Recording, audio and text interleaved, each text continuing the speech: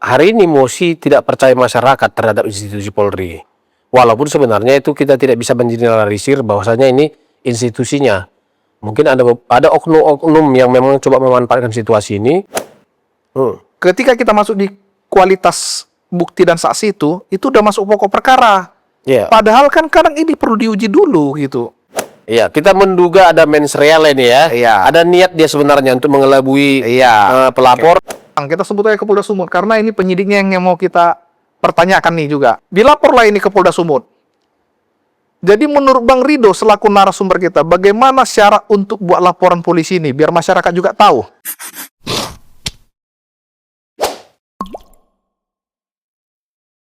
Ya, kembali lagi kita di program Cakap Hukum DPC Pradi Medan. Hari ini seperti biasa narasumber kita yang kita bicarakan minggu lalu reguleran ya Bang ya. Iya. Dengan Bang Rido. Siap. Jadi kita nggak perlu menjelaskan siapa Bang Rido karena Bang Rido ini akan mengisi per episode. Tujuannya biar mengedukasi. Iya. Kalaupun ada mau kita bahas, dan hari ini mau kita bahas Bang, terkait yang pertama kali kemarin kalau kita bahas surat edaran terkait non halal babi ya Bang ya. Iya. Ya, kita bahas itu makanan non halal babi udah kita bahas itu terkait bagaimana wali kota mengeluarkan surat edaran dan banyak pro dan kontra. Iya. Dan kita pun minggu lalu udah undang ahli tata negara Bang. Siap.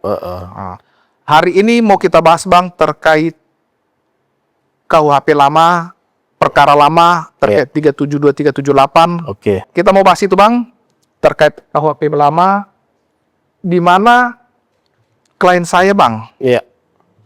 Klien saya memiliki perusahaan berkanan. Iya. Ini kronologisnya Bang. Siap. Ini terkait kronologis dulu. Memiliki perusahaan beberapa orang. Kemudian melaporkan salah satu direktur. 2 orang dilaporkannya. Iya. Direktur, sebelum kita membahas dilaporkan, jadi direktur ini diberikan kuasa oleh pemegang saham untuk bertindak dan keluar maupun ke dalam perusahaan. Iya. Iya. Jadi perusahaan kita ini merupakan pihak ketiga. Iya. Merupakan pihak ketiga. Kemudian si direktur selaku pemegang kuasa, penerima kuasa, mencabut kuasa nih. Secara tertulis, contoh, dia cabut tanggal 14. Iya. Kuasanya. Tapi tanggal 16, contohnya, tanggal 16 dia memutus hubungan selaku direktur dengan pihak rekanan tersebut. Oke. Kita jangan masuk itu. Setelah itu, dia ada menggelapkan dana, diduga menggelapkan dana menurut keterangan klien kita. Iya. Mereka berdua ada menggelapkan dana. Dilaporlah ini, Bang. Dilapor ini, setelah dilapor ke Polda Sumut nih Bang, kita sebut aja ke Polda Sumut karena ini penyidiknya yang mau kita pertanyakan nih juga. Dilaporlah ini ke Polda Sumut. Jadi menurut Bang Rido selaku narasumber kita, bagaimana syarat untuk buat laporan polisi ini biar masyarakat juga tahu? Iya. Jadi kan kalau kita mau buat laporan itu kan pastinya kan ada aturan yang mengatur itu. Iya.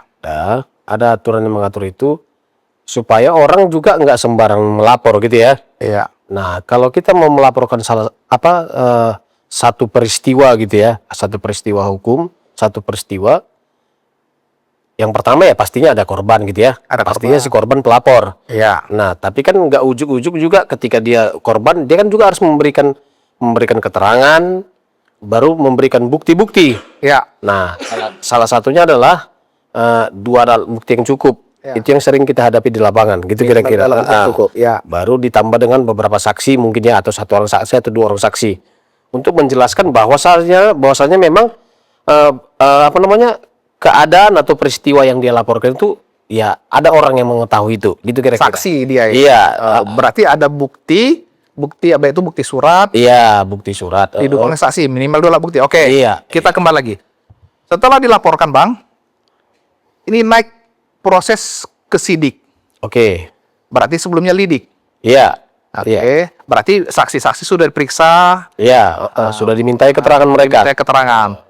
Untuk menurut Abang juga, untuk menaikkan ke sidik ini bagaimana hukum acaranya? Iya, yang pasti kan gini dia, Bung. pertama kan sebelum dia masuk ke dalam proses penyidikan, udah. Ya. Nah, penyidik itu kan itu harus keharusan gitu ya, keharusan setelah mendengarkan keterangan gitu ya, keterangan dari saksi-saksi, dia juga akan harus menganalisa apakah memang bukti-bukti dan keterangan-keterangan itu masuk dalam konteks peristiwa pidana gitu ya.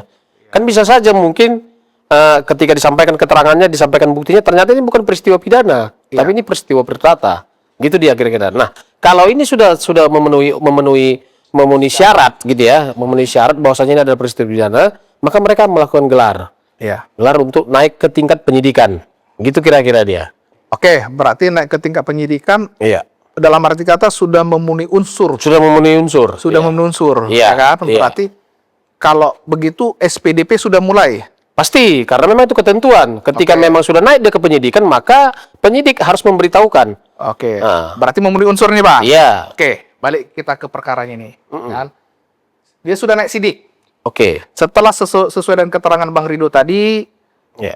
sudah melalui mekanismenya, naiklah status tersangka nih, Bang. Artinya dalam proses penyidikan gelar ditetapkan tersangka. Tetapkan tersangka. Oke, iya. Nah, ditetapkan tersangka.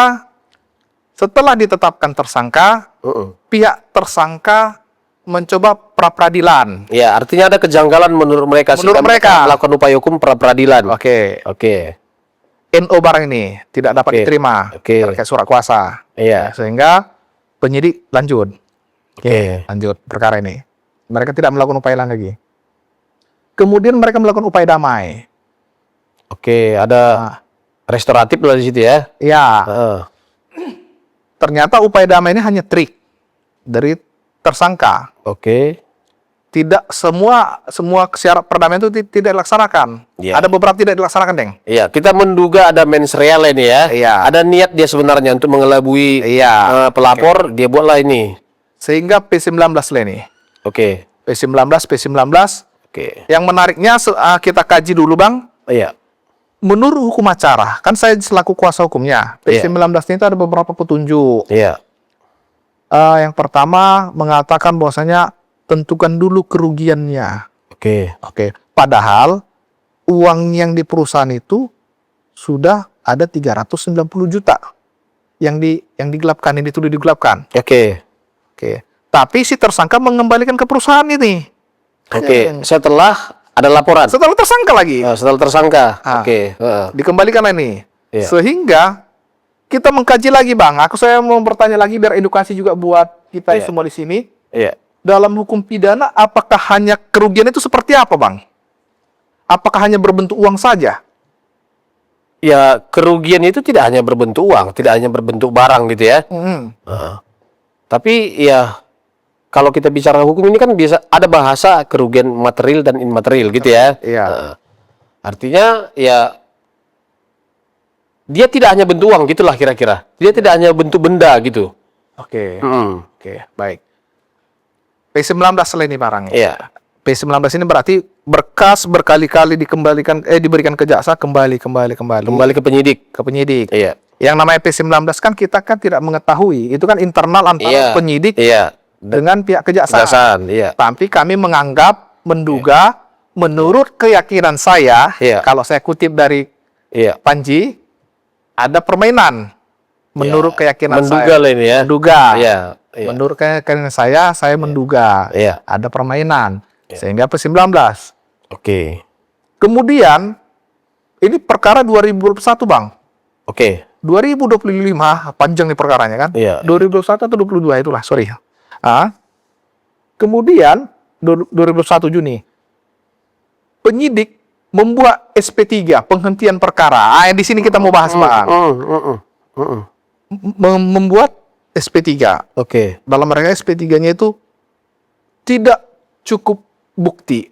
Di sini gimana kajian hukum Abang ini? Mulai kita Iya. ke inti dari. Dalam SP3 itu dikatakan tidak cukup bukti. Iya.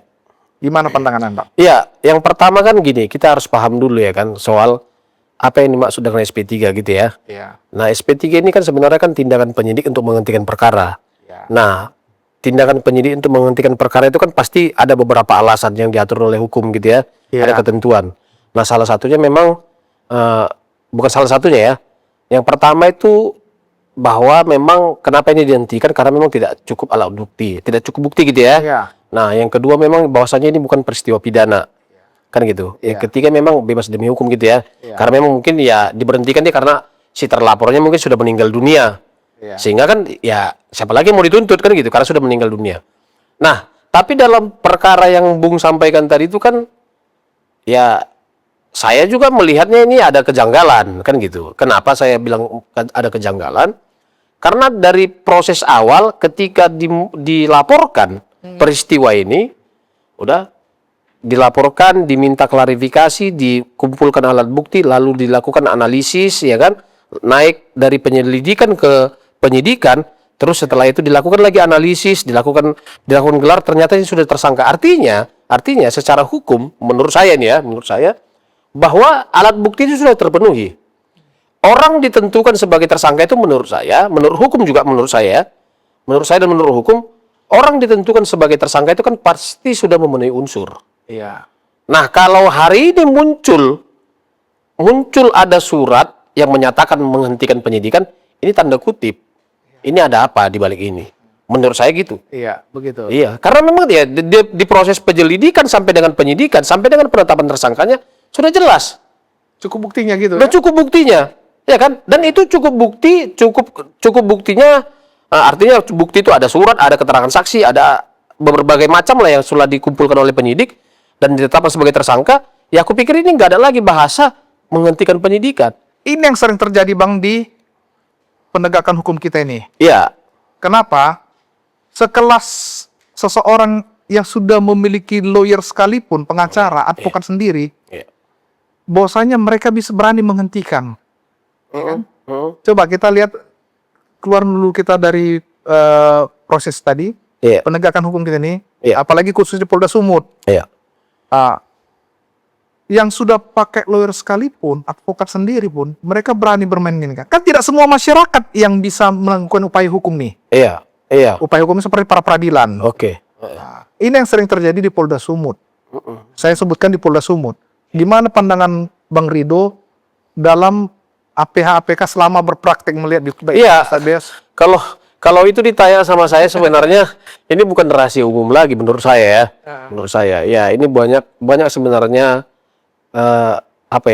pengalaman kita ketika kita melakukan pendampingan hukum terkait perkara-perkara pidana. Ya, selalu yang kita temukan, bukan selalu ya, ada beberapa yang kita temukan pengalaman kita kalau kita proses di awal itu kita sudah ditetapkan tersangka, tiba-tiba menjadi SP3 gitu ya. Nah, ini memang sering kita temukan. Nah, cuman mungkin ini memang pembuktiannya sulit gitu ya, Bung ya. Nah, kenapa loh? Ini kan udah tersangka. Artinya kan prosedurnya, ya kan? Ketentuan hukumnya ketika diproses sampai dengan menetapkan tersangka itu tidak ada yang menyalahi. Kenapa tiba-tiba ini sekarang jadi SP3 gitu ya? Nah, ini memang nggak tahu kita apakah ada faktor X atau apa segala macam, kita nggak paham itu, Bung. Dan memang itu sulit dibuktikan. Tapi memang ya kalau secara hukum ya ketika memang seseorang korban melaporkan, berlanjut di dalam proses penyelidikan sampai dengan ke penyidikan dan ditetapkan tersangka, muncul SP3 dengan alasan bahwa penyidikan ini dihentikan karena kurang bukti, yaitu memang kita ini tanda kutip ini, Bung. Ya ini sebenarnya yang perlu dipahami juga oleh penyidik kan gitu kan, institusi Polri-nya. Ya kan gitu kan. Ini kita jadi bingung ini sekarang. Bingungnya gini. Kenapa dia sudah ditetapkan tersangka kok tiba-tiba dia jadi SP3? Kita bingung ini sekarang. Iya. Nah, itu dia. Sementara kan bukunya juga kan sama. Kalau kita sekarang kuasa hukum gitu ya, penasihat hukum. Buku kita dengan buku mereka itu sama. Kok tiba-tiba mereka bisa tentukan ini SP3 kita. Sementara ini proses sudah berjalan sampai ke penetapan tersangkanya. Benar. Itu yang sering terjadi memang. Iya benar. Nah, oke, kita lanjut Bang. Kemudian kita ngajukan pra peradilan. Nah, itu yang saya bilang tadi. Iya. Tidak semua masyarakat bisa melakukan upaya pra peradilan. Iya. Dan kita lihat juga pra peradilan ini cukup repot juga. Iya. Dalam arti kata pandangan Bang Rido sendiri dalam pra-peradilan ini? Bagaimana memandangnya? Iya. Karena kan pra-peradilan ini selalu hanya berbicara dua alat bukti. Antara kualitas dan kuantitas dalam pra-peradilan itu bagaimana? Kadang ada hakim memandang gini, tidak perlu kualitasnya. Tidak perlu menguji kualitasnya. Tapi kuantitas bukti itu aja. Sehingga menolak pra-peradilan gitu kan. Iya. Gimana menurut pandangan? Ada beberapa penafsiran hakim ini yang susah kita sekarang. Iya. Nah, kalau aku gini, Bung. Kalau aku menanggapinya gini. Yang pertama kan pra-peradilan ini kan sebenarnya ini kan upaya gitu ya. Iya. Upaya hukum yang dilaporkan yang dilakukan oleh pihak, apakah itu pelapor atau terlapor. Ini berkaitan dengan apakah memang prosedurnya gitu ya, prosedur normatifnya dalam melakukan penyidikan, penyidikan, artinya dalam melakukan penangkapan, penahanan, penetapan tersangka, apakah itu memang sudah sesuai dengan prosedurnya, dengan aturan yang berlaku, kan gitu dia. Nah, kalau ditanya soal kualitas, yang dimaksudin tadi kualitas apa ini? Jadi bukti itu. Jadi kan begini, saksi dan bukti lah kita bilang. Iya. Jadi kan hakim pra-peradilan ini kadang dia hanya melihat begini. Ketika kita masuk di kualitas bukti dan saksi itu udah masuk pokok perkara. Iya. Padahal kan kadang ini perlu diuji dulu gitu. Nah, ini yang sering terjadi, kadang pesimis kita menghadapi pra-peradilan di Indonesia ini gitu. Padahal, contoh, saya pernah menangani perkara, Bang. Konkretnya, ini terkait perkara cabul. Oke. Pacaran. Oke. Makanya pacaran, kemudian putus. Udah 2 tahun. 2 tahun atau setahun tuh. Itulah. Kemudian, si perempuan ini melaporkan. Kita pertanyakan. Ini melaporkan, maksudnya ini Pacar yang lamanya gitu. Iya. Terkait biasalah dia masih muda dulu pada situ, di bawah umur segala macam. Iya. Itulah. Iya. Cuman kan udah tenggang waktu setahun, kita pernah ajukan itu. Kita bukan masa ke perkaranya. Iya. Otomatis di situ kan kalau kita pertanyakan visumnya itu luka robek kapan segala macam, Iya. kan sebenarnya begitu. Iya. Itu kan berbicara kualitas dari bukti itu. Iya, iya. Ya kan? Tapi hakim mengabaikan terhadap itu gitu. Itu yang sering terjadi. Nanti itu kualitas di pokok perkara, yang penting 2 alat bukti itu sudah terpenuhi. Seharusnya kan dikaji dulu nih. Orang dia nggak merasa melakukan kok. Misalnya aku setahun yang lalu, entah setahun ini sama siapa kan dia nggak tahu gitu. Ada seperti kan itu dia yang Iya, sering. iya. Ya kalau aku sih gini, Bung. Kalau aku tadi kembali ke soal bahwa proses permohonan pra pidana itu, ya kan, artinya ada hal-hal yang dilanggar gitu ya.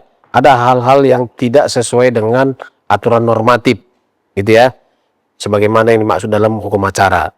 Udah dalam proses penahanan, penangkapan, ya kan gitu kan. Ya kan, penetapan tersangkanya, ada hal-hal yang memang hal-hal normatif yang memang dilanggar oleh penyidiknya. Nah, aku nggak mungkin ini perlu pembahasan lebih dalam terkait soal kualitas dan kuantitas tadi ya. Iya. Kualitas. Nah, kalau tadi Bung bilang tadi bahwa ada luka robek gitu ya. Ada luka robek di angka 9, di angka 3 gitu ya. Kalau bicara forensik ini ya kan. Ya, cuma kapan lukanya Kapan luka baru atau kan itu. baru atau sudah lama gitu ya. Nah, ini kan memang ya ini memang harus diuji gitu. Karena kan ini yang menentukan orang penetapan tersangka seseorang kan gitu. Menetapkan seseorang tersangka itu kan dalam Iya, iya. Tapi itu nggak perlu dikaji di prapid. Yang penting udah minimal 2 alat bukti dah. Ditolak prapid. Ini yang sering terjadi. Iya. Kan? Ya, nah gini dia, Bung. Sekarang yang menjadi substansi dari permohonan prapid itu apa? Sah tidaknya penetapan tersangka lah contoh. Penetapan tersangka gitu ya. Nah, ketika kita bicara sah atau tidaknya penetapan tersangka, maka ini perlu dikaitkan gitu ya. Iya. Dikaitkan dengan peristiwanya. Iya. Nah, apakah peristiwa luka robek di angka 3, di angka 9 gitu kira-kira bahasanya ya. Nah, apakah itu terjadi pada saat mereka bersama atau memang jauh sebelumnya? Iya. Kira-kira gitu ya. Itu dia nah, sering. Memang gimana ya?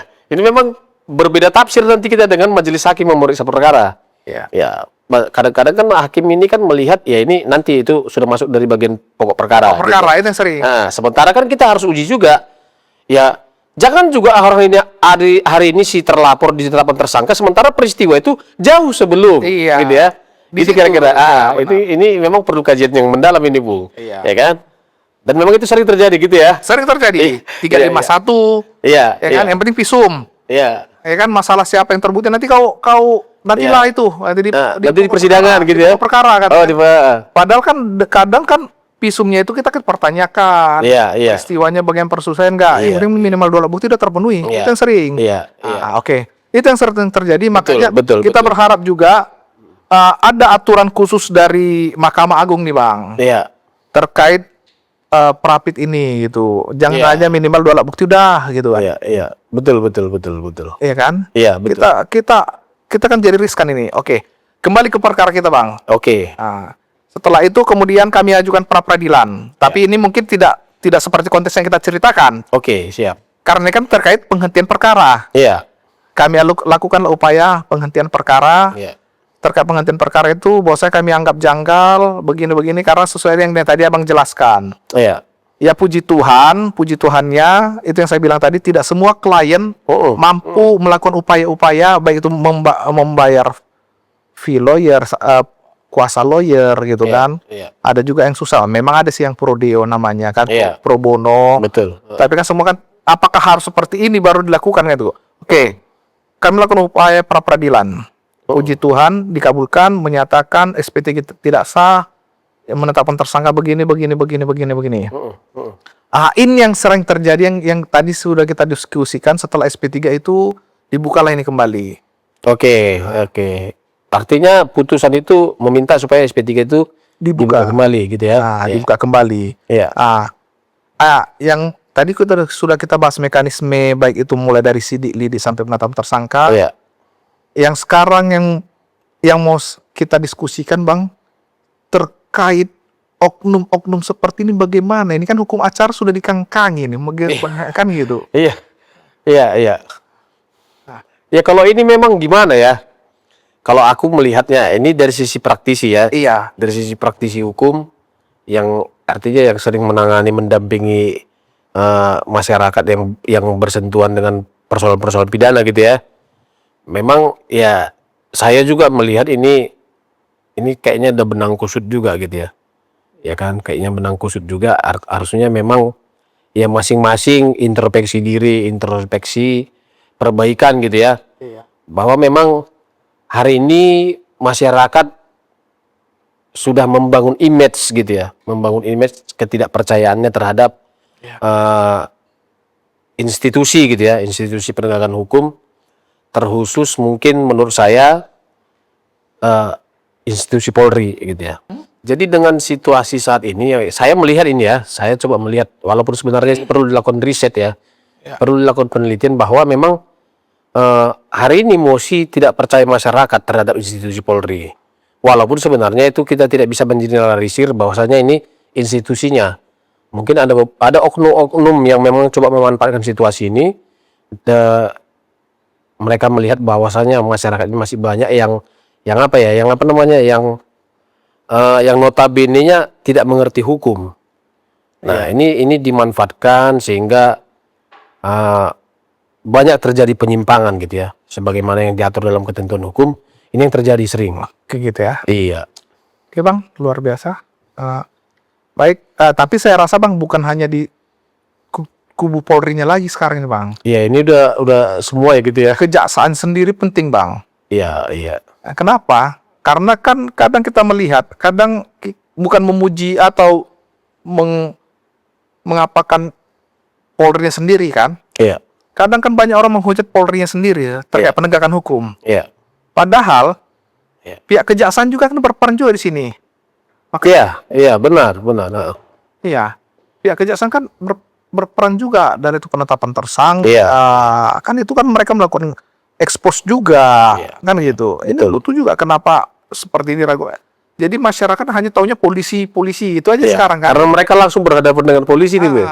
Padahal banyak di kubu kejaksaan juga. Nanti mungkin minggu depan kita akan kupas itu, Bang. Iya, betul. Terkait lagi bagaimana jaksa penuntut umum ini, memang minggu depan kita bahas. Mungkin hari ini kita sudah cukup membahas itu, Bang, terkait penerapan tadi perkara tadi, penetapan tersangka yang di SP3.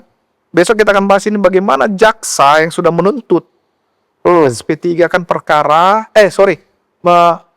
sudah menuntut, kemudian beliau meminta maaf.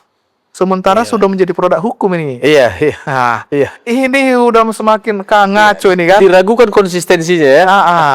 Tapi oke Bang, kira-kira Bang dari diskusi kita hari ini apa yang perlu Abang sampaikan? Iya. Ya, yang mau saya sampaikan begini, ini mungkin juga perlu didengar ini ya, bapak-bapak kepolisian khususnya penyidik gitu ya. Nah, hari ini kan masyarakat banyak yang tidak percaya gitu ya, bukan ya pada umumnya tidak percaya dengan proses yang terjadi di pihak kepolisian. Nah, harapannya buat Bapak Kapolri gitu ya, Bapak Kapolri beserta jajarannya, saya pikir ini penting untuk membuat satu role model gitu ya, role model terkait soal bagaimana proses orang itu bisa ditetapkan sebagai tersangka, supaya jangan terjadi lagi seperti apa yang Bung alami. Siap. Sudah ditetapkan tersangka, tiba-tiba SP3 ini. SP3.